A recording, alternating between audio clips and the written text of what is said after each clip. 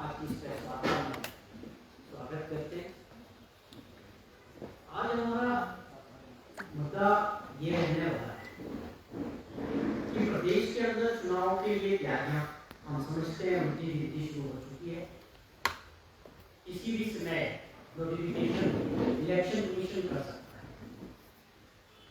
और स्वाभाविक तौर पे अमूमन देखा गया है कि हम तो उम्मीद कर रहे थे कि 12 तारीख तक शायद 10 से 12 के बीच, लेकिन जिस तरह प्रधानमंत्री जी के लगातार हिमाचल प्रदेश के दौरे हुए, आप ये समझिए कि मंडी में युवा सम्मेलन को संबोधित करने आना था, उसके बाद एम्स के उद्घाटन के लिए बिलासपुर या दशहरे के लिए कुल्लू। अब जहां मुझे जानकारी मिली है कि प्रधानमंत्री जी द्वारा से हिमाचल प्रदेश 13 तारीख को चंबा में आने वाले हैं।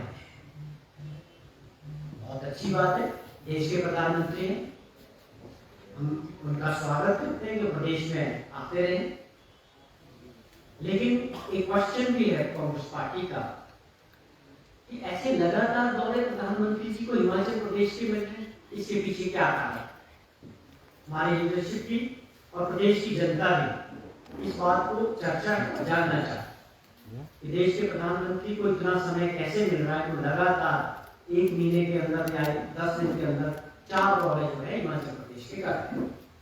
ठीक है, प्रदेश में आते हैं, अपना एक विशेष नाता हिमाचल प्रदेश से जोड़ते हैं। हर बार 14 से लेकर हम ये सुनते जा रहे हैं लगातार 14 का लोकसभा चुनाव हो, उसके बाद 2017 का विधानसभा का चुनाव हो हिमाचल प्रदेश का, और उसके बाद 2019 का जो है लोकसभा का चुनाव। लगातार प्रधानमंत्री जी जब भी आते हैं तो एक बड़ा विशेष नाता जोड़ने का प्रयास करते हैं हिमाचल प्रदेश से। मेरा कई बार कह भी जाते हैं कि दूसरा घर है। वैसे प्रधानमंत्री जी का घर असली कहाँ है? गुजरात में है या यूपी के अंदर जहां से चुनाव लड़ते हैं वहां भी अपना घर बताते हैं।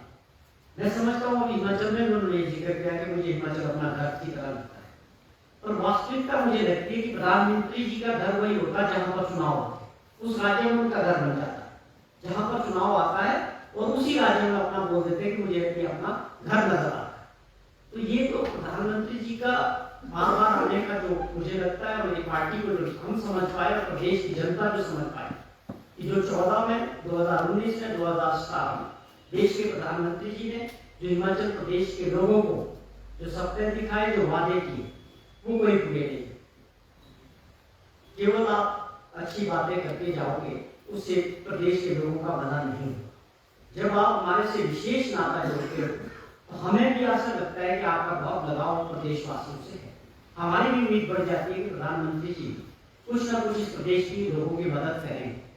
जिस प्रकार से प्रदेश लगातार कर्जे के बोझ में आगे बढ़ता जा रहा है, 70,000-75,000 करोड़ रुपए का कर्जा हिमाचल प्रदेश की जनता के ऊपर होने वाला है, तो एक उम्मीद की कि प्रधानमंत्री जी किसी तरह इस पहाड़ी राज्यों की मदद करें।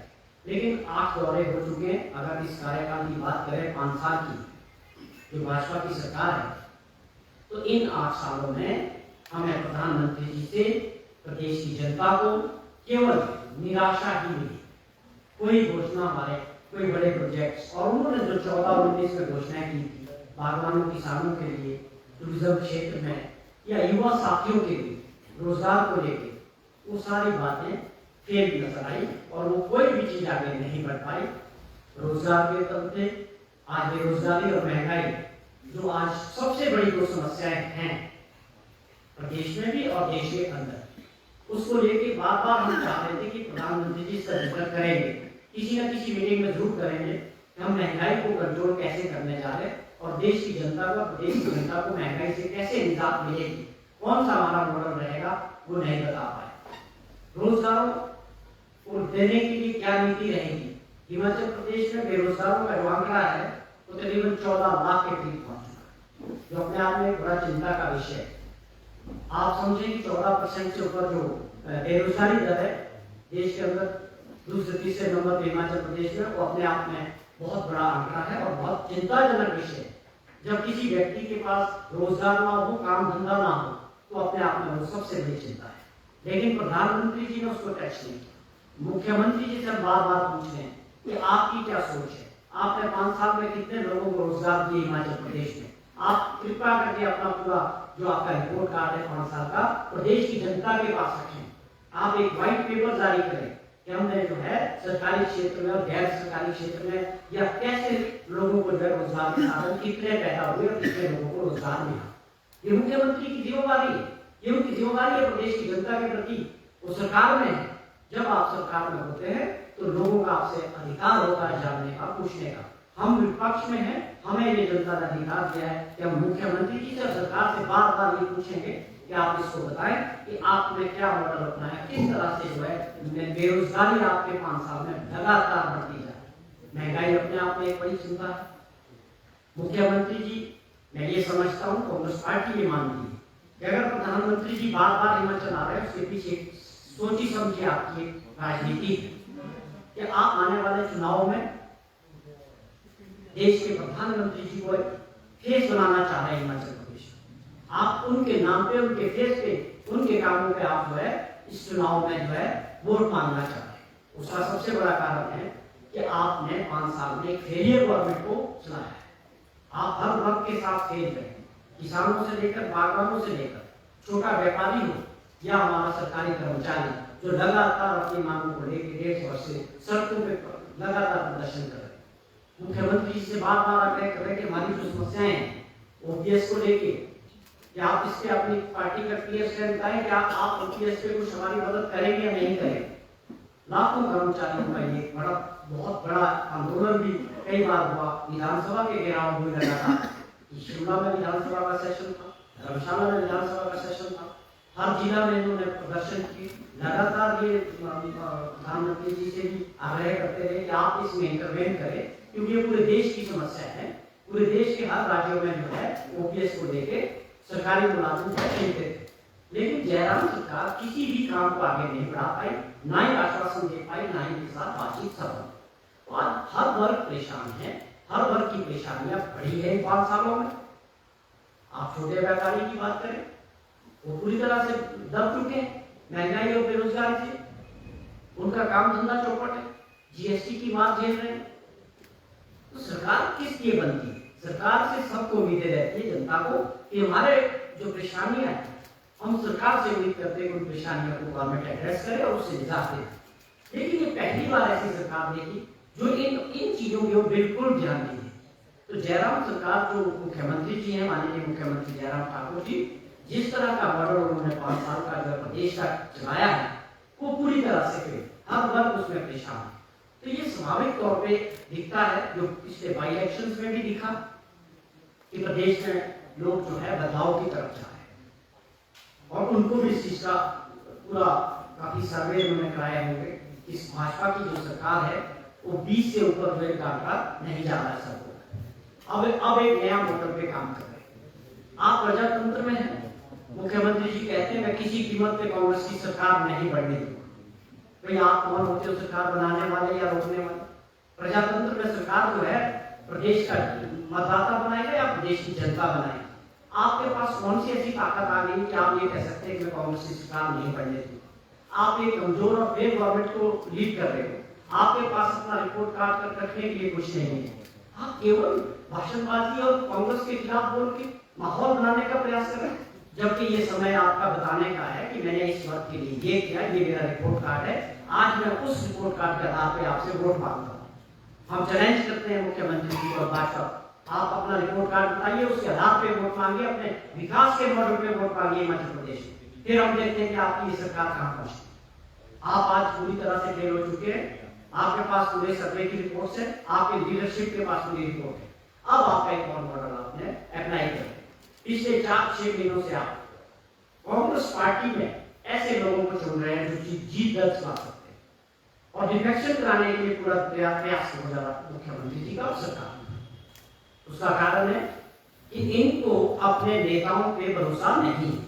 जो भाजपा के लोग हैं, जो भाजपा के एमएलए हैं या भाजपा के जो मिनिस्टर्स हैं, उस पर पूरी तरह से ये भरोसा खो चुके हैं। अब उस भरपाई को ये कांग्रेस के पास जो जीतने वाले लोग हैं उनसे लगातार संपर्क बना रहे हैं कि किसी तरह वो हमारी पार्टी में आ जाए।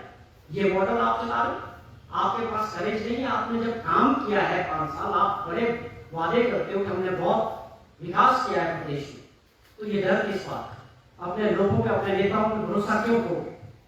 तो ये डिफेक्शन वाला मॉडल क्यों चला रहे?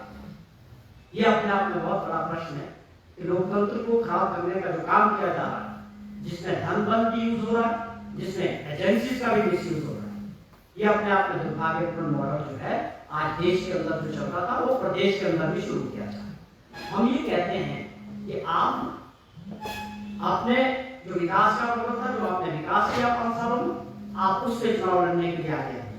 कांग्रेस पार्टी पूरी तरह से एकजुट अपने सभी नेताओं कार्यकर्ताओं के साथ इन चुनाव में जाएगी और बेरोजगारी और महंगाई को लेके हर घर तक इस सरकार के फेलियर को पहुंचाया जाए। जैसा मॉडल हमारा बाई इलेक्शन में रहा, सभी नेता और कार्यकर्ता एकजुट होकर हम चुनाव में उतरे और प्रदेश के लोगों ने हमको प्यार भी दिया, वोट भी दिया, साथ भी दिया। हमें पूरी उम्मीद है उसी मॉडल को हम जो है आने वाले चुनाव में उतारने वाले। हमारे लिए कार्यकर्ता नेताओं से भी इम्पोर्टेंट है, वो नेताओं से कम नहीं है। वो असली सिपाही है हमारा कांग्रेस, जो अंतिम व्यक्ति तक पहुंचेगा और इस सरकार की कमजोरियों को लोगों तक पहुंचाएगा।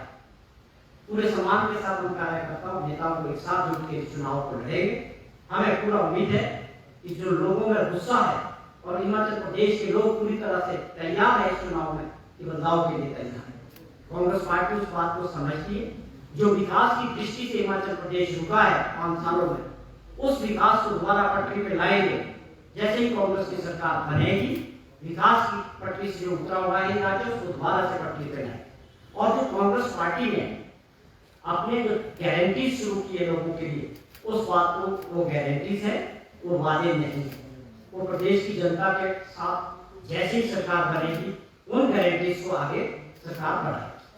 ओपीएस पे मैंने साफ बात कही कि कांग्रेस पार्टी ऑलरेडी इस बात को एक्सेप्ट कर चुकी है कि जैसे ही सरकार बनेगी हम पेंशन वालों की जो डिमांड है ओपीएस की, उसको लागू करेंगे।